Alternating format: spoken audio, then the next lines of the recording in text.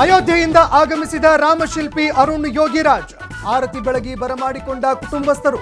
BJP ನಾಯಕರಿಂದಲೂ ಅದ್ದೂರಿ ಸ್ವಾಗತ. INDA ಒಕ್ಕೂಟಕ್ಕೆ ಒಂದೇ ದಿನ ಡಬಲ್ ಶಾಕ್. ಬಂಗಾಳದಲ್ಲಿ ಏಕಾಂಗಿ ಸ್ಪರ್ಧೆ ಎಂದ ಟಿಎಂಸಿ ನಾಯಕಿ.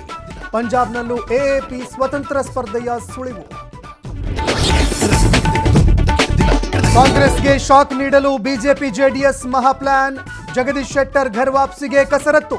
ಪಕ್ಷ ಬಿಡಲ್ಲ ಎಂದ ಸಿಎಂ ಸಿದ್ದರಾಮಯ್ಯ.